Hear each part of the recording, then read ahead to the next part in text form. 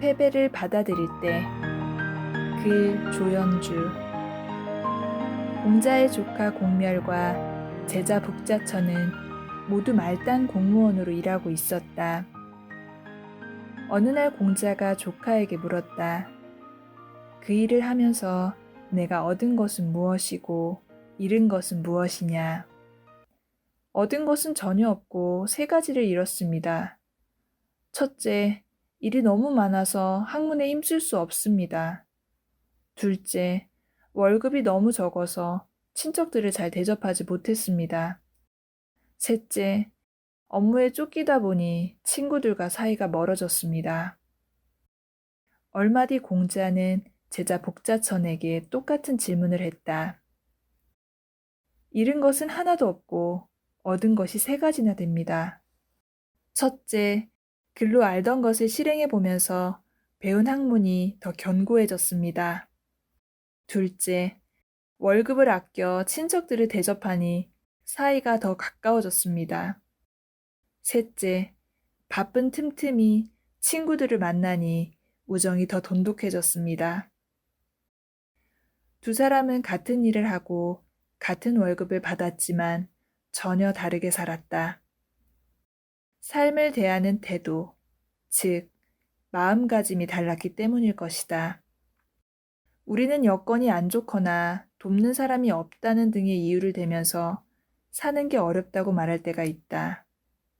그런데 똑같이 열악한 환경에서도 얼마든지 행복하게 사는 사람이 있다는 사실에서 무엇보다 마음가짐이 중요하다는 것을 알 수 있다.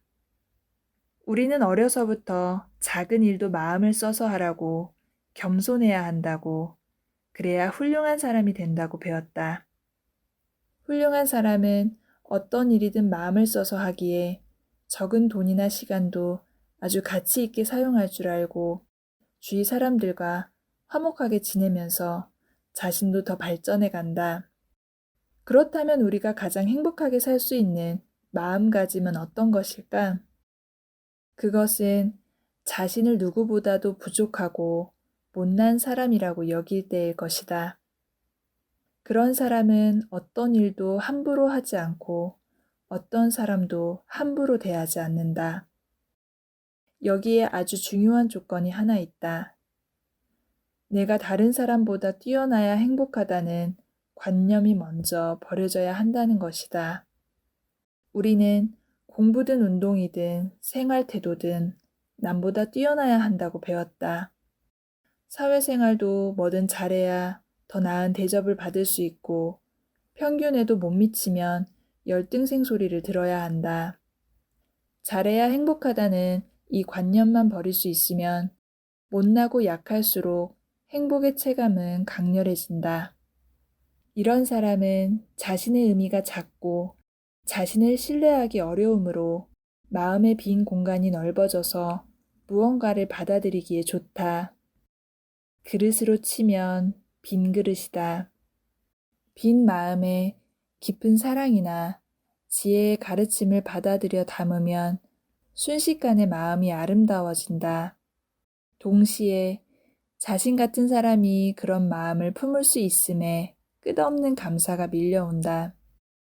당연히 자신이 누리는 행복을 주위에 자신보다 나은 사람들과 나누고 싶어진다.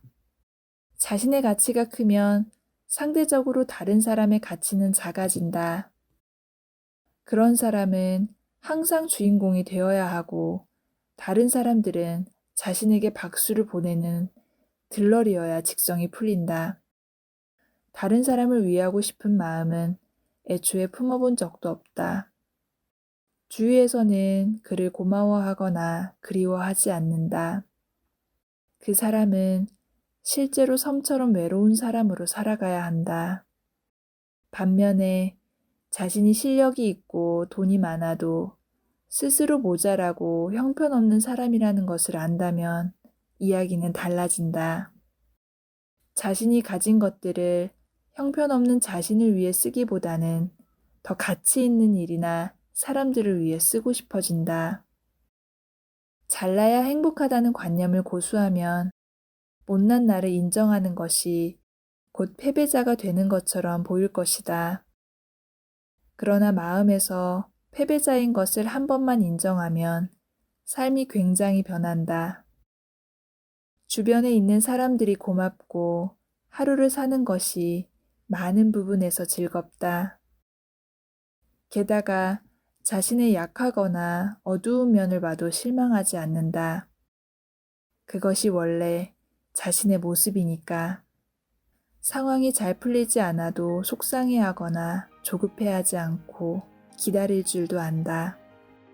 그렇게 살면 주위 사람들이 그를 가치 있게 여기고 소중하게 생각하며 그리워한다.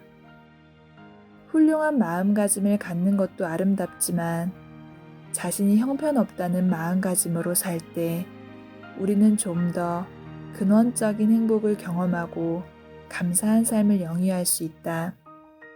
그래서 진정한 삶의 가치는 패배를 받아들일 때 비롯된다.